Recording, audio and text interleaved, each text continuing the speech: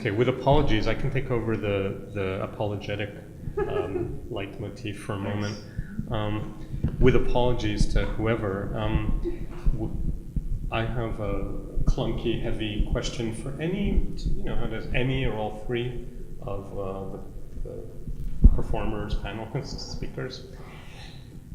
Can there be subjectivity from the outside? And I don't mean in some sort of funky, panpsychist, new agey way, although Jeremy Shaw's video in the show is interesting in that regard, but,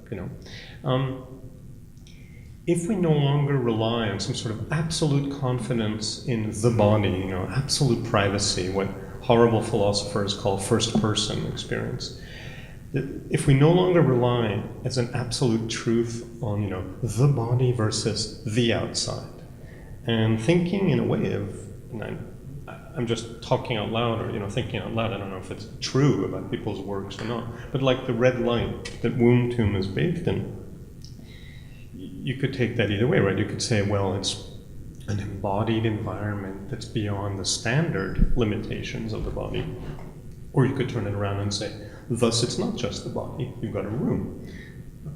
Should enunciate better given the title of the word, room.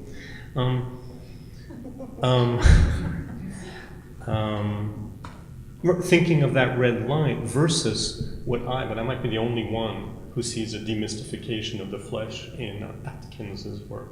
So there's a ball I'll put up in the air, and secondly, and this is perhaps for you because the word was after all up on the wall. Why are some of us so fascinated by bog bodies, especially in the Anglo-Germanic parts of Europe? It's like bog bodies. And I mean, I think that's a deep question too. And I think, and here's a comment, and then I end. I think both Danz and Atkins, this may be a banality, nicely or strongly perturb our sense of boundaries, borders, thresholds, membranes, again, the sort of standard thing that separates the one from the other. And I don't know if all the people here gleefully embrace the sort of rejection of those boundaries, because to make an accidental and horrible pun, Danz sort of dances around that issue. And in a recent interview with Beatrice Roof, Atkins alludes, and I think he said something today about farts and belches, but he alludes in the interview that I read to collapses of mind-body dualism. And hopefully, if you were paying attention during the Epicureanism lecture, collapses of mind-body dualism in a gleeful ways, of course, what that's all about too. So, please keep the ball up.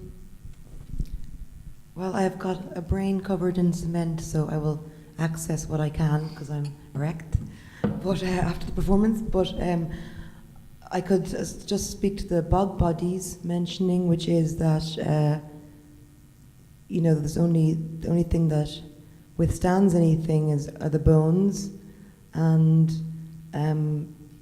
the bog bodies. I think the fascination is it's simply because it's the only fossilization of kind of the body in a total form.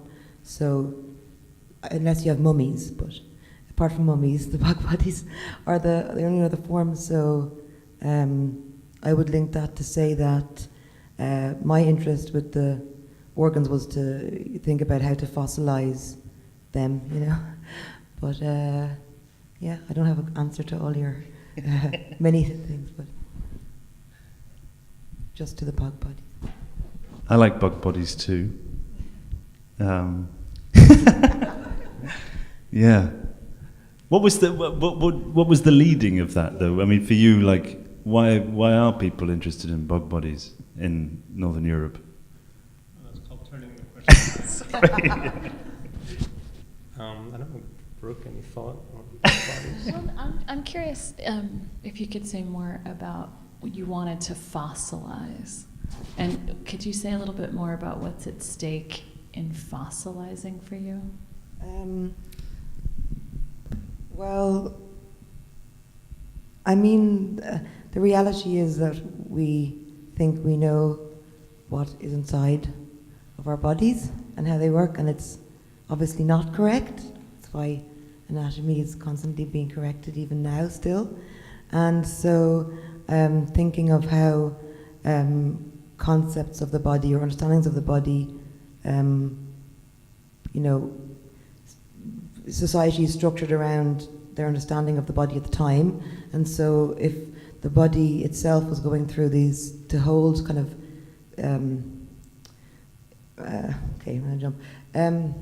Basically, I take medical learning models and change them a bit sometimes, and they're usually based on one random Asian man who's 40, and then there's like, basically in 30 countries in the world, you can get this one example, you know? I always think that's fascinating. Anyway, and I wanted to just, you have them in different materials, obviously, that are natural materials. Soil sample was the idea at the beginning when I first started making these organ sculptures.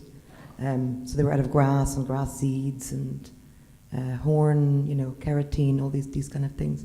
The ones now are with the stones in them are, as I articulated through song, are to link different locations and timelines together, and in kind of like a tracing of the human body. So. Mm-hmm.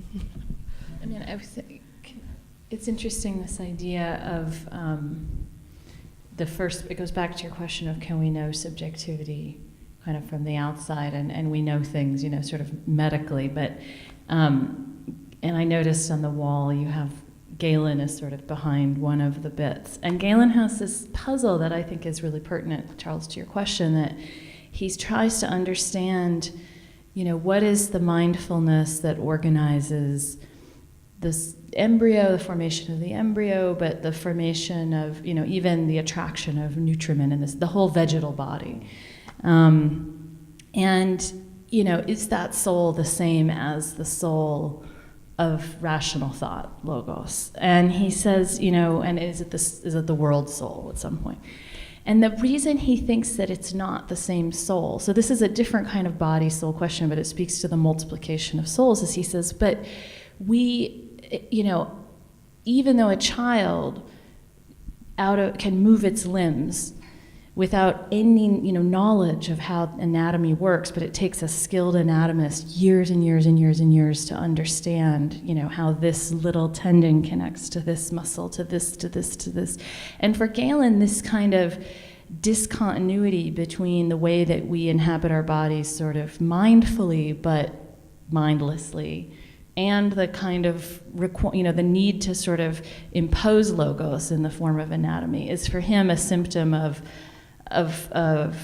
one's, a symptom, a sign that it can't be that we have one soul. There can't just be one soul in the world. And so I think there's this interesting question in your work about how, the thing that with Lucretius that I think was really important is, for me, there's always a kind of third personal knowing that has to happen with the insides of our bodies, with our innards. But does that third personal knowing have to always be in the register of scientism or medicine or anatomy? Like, what other ways in which does third personal knowing become second personal knowing, we might say? I mean, and maybe that's the way to answer the question. Like, is aesthetics a form of second personal knowing between scientism and totally, embodied subjectivity? Could you just say third?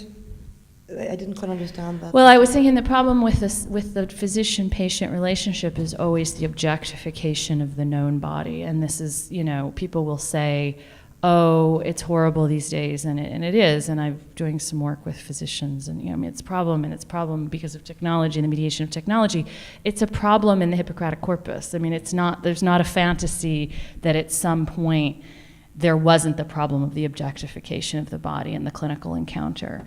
And that is a persistent haunting of medical discourse about the body. And I guess what I'm suggesting is maybe the way in which your work is sort of bringing forth a body that's not just, okay, here's what I feel, but you're trying to get at its objective being in a discourse that allows for a different kind of community to take shape around that shared reality where it's not, okay, I know my body through anatomical discourse only. I mean, Lucretius at some level has the problem that he's going to resort to the language of physical science to account for, atoms are third personal.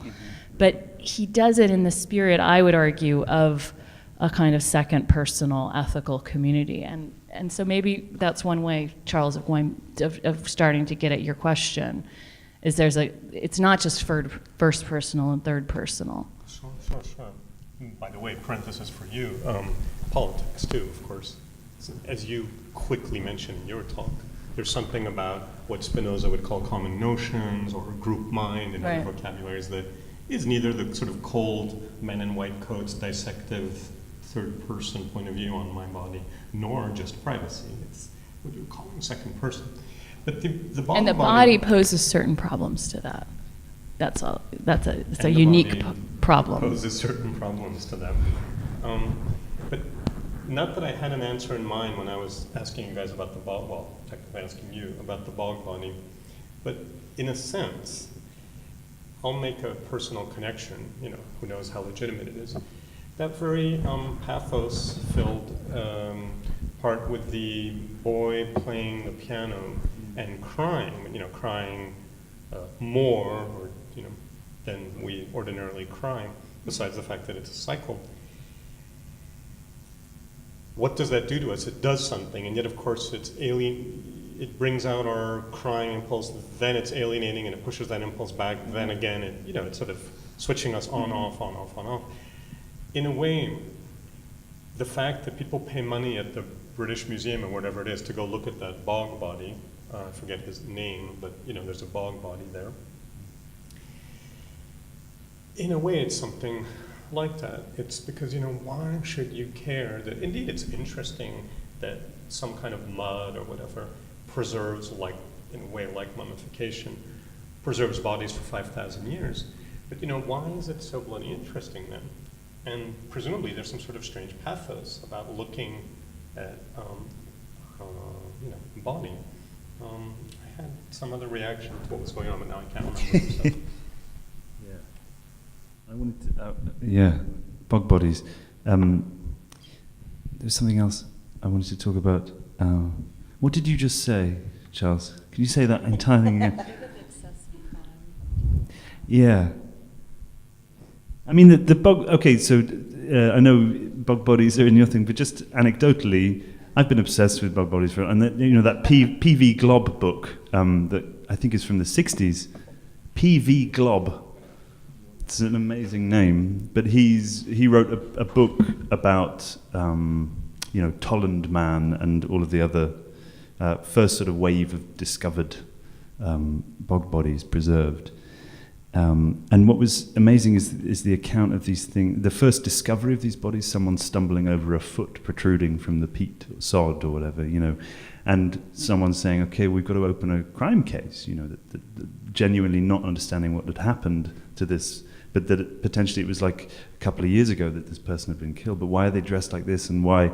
Also, there are these sort of unanswerable things, like some of the figures are sort of staked to the earth and they're sort of as if ritually murdered in certain ways or strangled, or some of them just clearly accidents of just falling in, or being robbed, and all of these sorts of really overly vivid kinds of constructions of a life which happen, and the kind of where usually, I suppose, one would construct that through their little personal affects and stuff, like the coins from this thing, and they were probably a miner because they had this with them or whatever, But now it's just, you're just looking at their haircut and the pigtails on them, and I suppose that's something that chimes with my work in terms of that gap, that unassailable jump that has to be made of recognition of how profound that might be in terms of seeing this person and having to deal with the fact that it's doing this to me, that I understand it, that I'm seeing it in some way. even though it's 3,000 years old and is sort of gorgeously crumpled leather or something, you know. That's not really anything. That's sort of by the by. But yeah, I'm into bug bodies. There's another thing about bodies. It's sort of hypothetical because no one's been able to bring one back up, but a body that sinks below a certain pressure and depth under the sea basically becomes sort of wax. There you go. I think for me I got mildly obsessed with around this sort of, again, this sort of, you can only become a representation of yourself in death or something, and then more profound and stranger sort of ideas around which I guess things like dementia or Alzheimer's actually potentially change someone into a different person, even though they look exactly the same. So those kinds of becoming an image, becoming a resemblance. I don't know, these again, I'm just petering out again, aren't I? Sorry. The thing about the turning to wax made me think of a terrible thing I've seen, which cured me of what was then, let's say, 10 or 15 years long fondness for comfortable feeling with monsters. And I edited a book a long time ago called Monsters in Philosophy, and I saw lots of pictures and other things without getting particularly squeamish or whatever, until there's a museum, a small museum in Philadelphia called, it's a nice Freudian name by accident, Mutter. I mean, okay, not Mutter, but Mutter Museum. It's a sort of medical museum, you know, it's one of those kinds of museums. And there's dwarves and giants and lots of embryos and, you know, monsters of different sorts there, which you could either say is fine or not fine. But then, I'm not sure if you're supposed to see it at the beginning or the end. I don't think I did quite the right order when I went there. There's it's the same old issue. Do we say there's a person? Is it still a person or not? You know, how do we refer to this thing? There's, I think she's nicknamed the Fat Lady or something like that. There's a rare phenomenon. I think it requires a certain kind of climate. So you die, certain sort of situation and climate, and instead of sort of putrefying or whatever is normally supposed to happen, I used to remember saponification. I think that's right. Yep. And so you turn to soap/fat, and it's a rather disconcerting thing/former person in the corner of the room, and that sort of cured me of my monstersophilia. That's just an anecdote. Yeah, I'm trying to pull this back somehow to your question.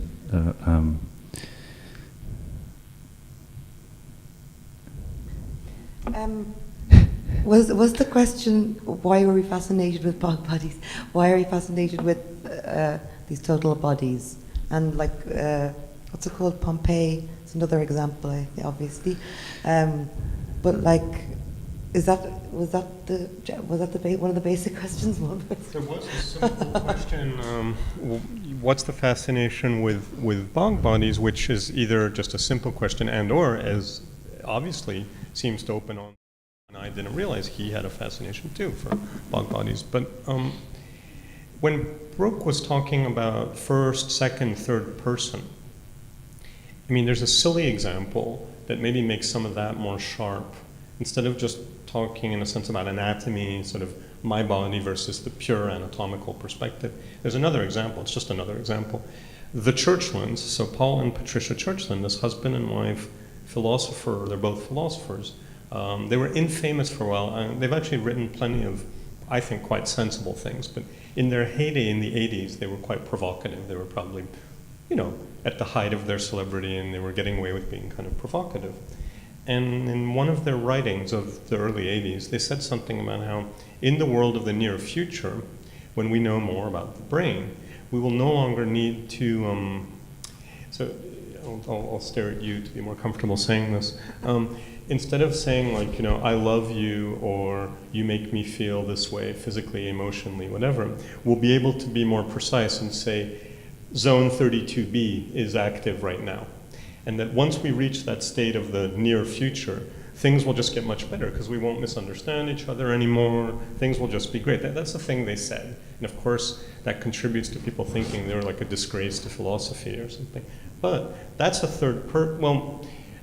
that's a certain vision of the boundary between the first person and the third person being annihilated, but not in the best way. Just tossing that out, so I don't only have bog on the brain.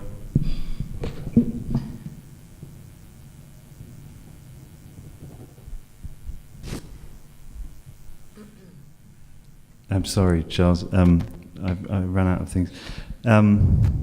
Please. Well, I have a please. question about. So I'm obviously very interested in this idea of the kind of aesthetic surplus or plenitude or excess. And I thought it came out when you were talking, you were responding to Charles about why you don't want to talk about avatars, because we pass through easily, too easily through that to some other meaning.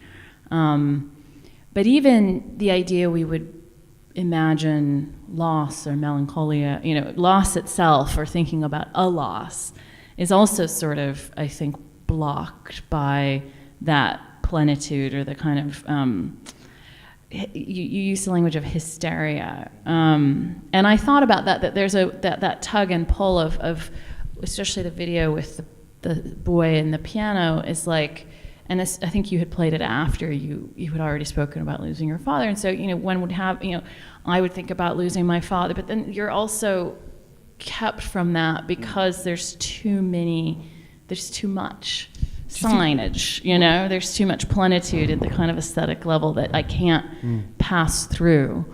I mean, that something that came up maybe in the conversation after your talk about the sort of heresy of emphatic attention on the body in some way, or it being a kind of, and obviously that does relate to the uncanny. In something is uncanny is a kind of, is to perceive something performing this horrendous perversion of nature, something that shouldn't be alive being alive. And I suppose that push and pull, which is I hope is the kind of meter of the thing of recognition and repulsion, and I feel like that maybe that's a bit bog-body like. It's a bit like the kind of, but it's totally dead, and how dare it? Or it's sort of, how is this not a kind of pastiching of life? How is this not parodic rather than profound in some way that is actually modeling something that is usually unavailable in some way or something? You know what I mean? I mean, the gratuity of it, I don't know, that's often the surest way for it to tip into really obvious insufficiency somehow. It's a kind of, the more it strives, the more gratuitous the tears, the more laborious the foley and the breathing and the sighing or whatever, the more heretical it becomes, the more it sort of has accrued another layer of sort of terribly misunderstood idea of what observing a body is or something, or a real person being alive, Yeah, and there's this real oscillation between, its fakeness on the one hand, and on the other hand, the hyper-intensification of animacy itself. Mm-hmm. And I think that is about, what does it mean to perceive a body? What does it mean to perceive affect in its pure affectivity, whatever that would mean, And there's something scandalous about it. It's like either total sentimentality, or it's pure materiality. Yeah. It's just liquid now, sort of welling up in this physiological, transformed into the technological, like divorced from any sense of emotion that might obey different laws, the right kinds of laws that would make it human. I mean, this is, I mentioned it very fleetingly in my ramble, this Gillian Rose text, Love's Work, where she's talking about the colostomy bag. And the way that it's written as both celebration of this, actually seeing the shit coming out into this bag, the warmth, feeling the warmth of the bag on her thigh, and how she decides to write of this and to have it, to occupy that very, very heretical, very difficult space of almost a sort of celebration of her body outside of her being a subject with a body, like that she can see the kind of the fecundity of her death and the fertility of her shit, and also the kind of the process of her cancer metastasizing, or whatever. All of these things start to be. I mean, it's a glorious sort of act, which I haven't really read many examples of. But someone's being both that open, but also that kind of not resigned at all, but actively trying very hard to be in that space. Where obviously, professional medical intervention is this potentially horrible sort of experience of finding out about your betraying body or something that's letting you down. That's not, But she's really does a very good job of speaking to and sort of reclaiming some agency in that space as well. It's almost like, maybe this is a little bit opaque to talk about this second personal, but it's almost like a kind of second personal relationship to herself. It's the warmth of the shit is also her awareness. It's coming from her, but she's also observing it. It's that seen and the felt happening, at the same time and converging on an object, but being the subject of both perceptions. Yes. Yeah, completely. And I think that there are aspects of life where those possibilities are there.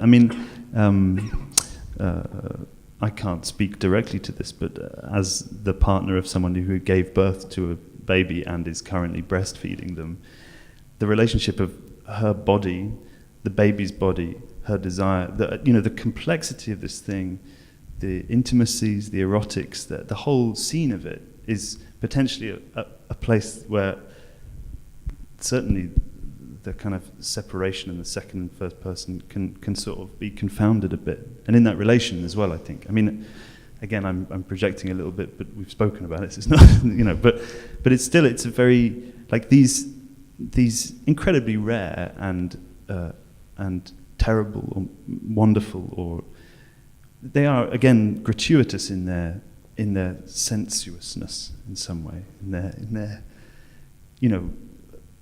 their incredible kind of compressing of experience, physical sensation, and all of these things that start to collapse and smush. But they feel like they're finally just speaking in a similar language to one another, or that they are trying to communicate in a similar way, you to yourself, or whatever, Yeah. Someone who has breastfed, yes. It's sort of the moment where the pressure, like especially if you really have to nurse, and all of a sudden, it's really great to have the baby nurse, and you literally feel the milk leaving your body as the release of pressure, but also the nourishment. I think that's a really weird, that's one way I might think of how that, because it's not just, here we are, one body now, it's that weird conflation of the physiological being, the nourishing being, the two bodies, and that somehow the literal kind of physiological weird pressure of having, if you're engorged and the baby actually nursing is that's that kind of watching your own shit, there's something just really machinic about it. Yeah. Maybe is all of that totally off topic, or? Of course not. Okay. But I was going to say, do you know this work? It was not intended as an artwork, but by now it's like an artwork. I think it's the surrealists who rediscovered it. It was an anatomical engraving in the late 19th century French anatomical engraving. They nicknamed it, and that's kind of become its name, the anatomical angel. It's a woman flayed seen from behind. And it's beautiful, whatever that means, and it's mildly disturbing because it's sort of a little bit erotic. It doesn't sound familiar? Does, yeah, but I don't know anything about it. It's more than... Well, no, I wasn't... recognize the image description. I wasn't saying, can you give us scholarly information on it, but there's, of course, a strong sense in which body, embodiment, subjectivity in the loaded sense of the latter word are sort of the same or conflated or feed on each other. And even the instances, either the sort of disturbing example and or the most possible noble traditional example of breastfeeding. In a sense, those are further instances, whether limit cases and or the fascinating case where there's two people involved, and yet again there's that kind of deep subjectivity at work. Just again, that painting or engraving is peculiar because it's managing to give you in one go the super alienating thing of anatomy, and in a way that may or may not be admirable in today's eyes, but giving you a kind of, I said eroticism before, but we could just stick with that very dry sounding word, subjectivity. It's not a standard third person. Anyway, I was just tossing that in to steer away from these almost Catholic fascination where you guys were going. Breastfeeding is not just about Catholicism. True. Just because the Virgin Mary has been claimed by the Catholics does not mean it's a Catholic enterprise. Be where this debate goes. We were supposedly supposed to finish around 6. We don't have to, I guess. Can I ask a question that follows on the painting, engraving? The gesture of making the mark on the wall in the process of performance, I found really interesting in that regard. That like the process of, the kind of primal gesture of the cave painting, as is a different way of thinking about painting as externalization. What is it for you about that motion that happens in real time in a space that's been marked, exists as already marked, but then, I don't want to say it's not animated, I expect you wouldn't use that language, but like something is going on in having you and the other performers write on the wall? Well, first I think it's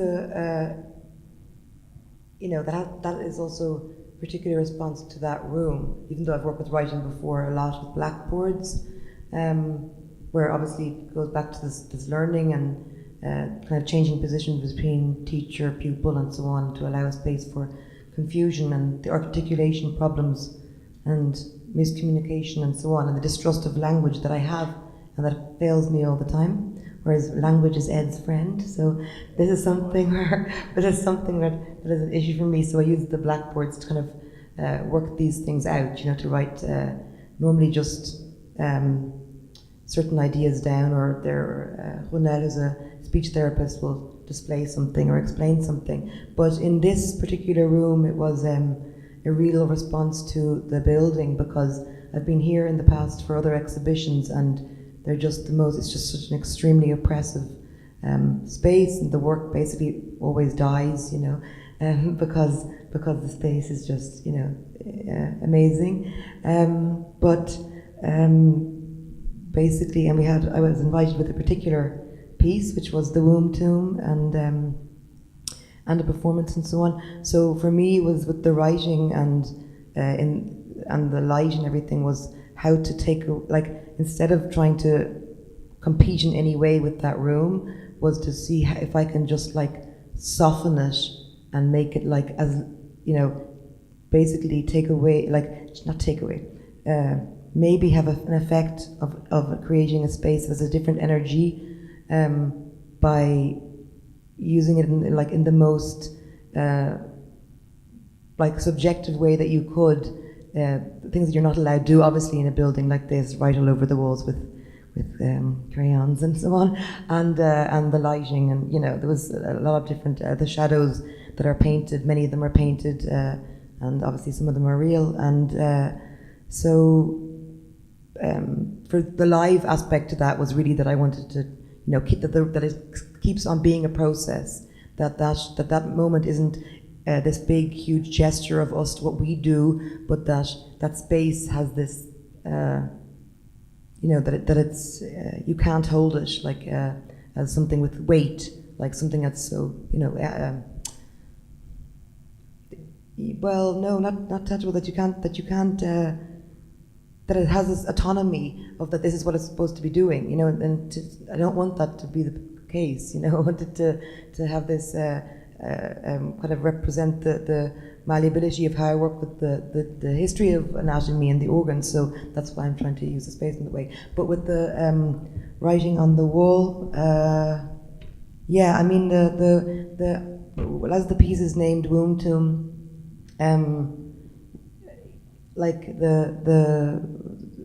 the story is usually always told on the walls, right? I mean, the story of the person in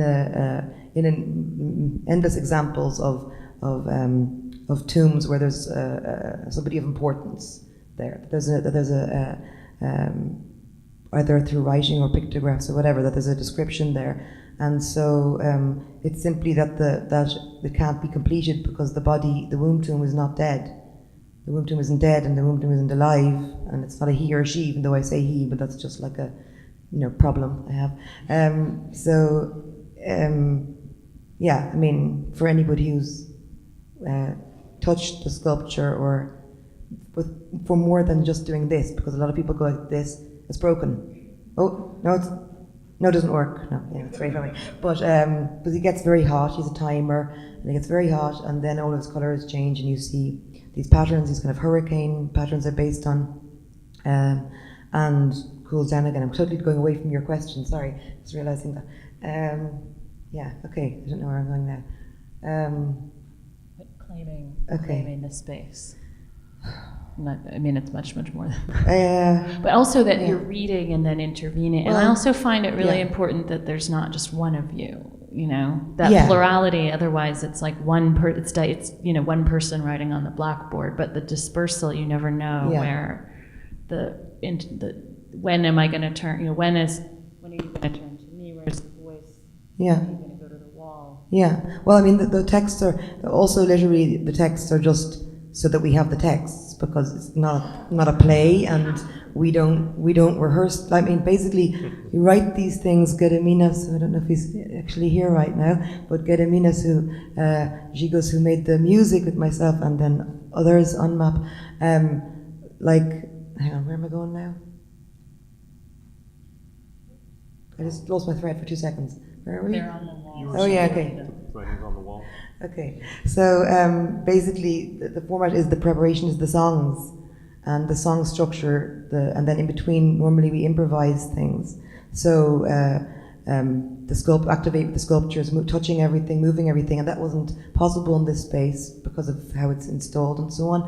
So there isn't the situation normally that everyone knows the script, what they're saying, and then you recite it. So it's literally there. It's like they're there to be used. The walls are there to be used. The writing's there to be used. These are aids, just like the punctuation. The idea with the punctuation marks is, helping written word and gestures for the body and so on. This is just aids. So that also, of course, it takes away a little bit of the power that they're supposed to have of this presentation mode and so on. It's allowed to be that it's just an aid. It's allowed to be that it's crossed out. It's allowed to be that it fails. It allows to be that I read it wrong, or I said it wrong, or whatever. It's like this, just another part of this that I'm interested in, is this processness, this validation of process, Haftigkeit, or blah blah blah blah. Yep. Good to end with a fancy German word. Thanks all of you. Thank you guys for listening. That concludes. Thank you. Thank you.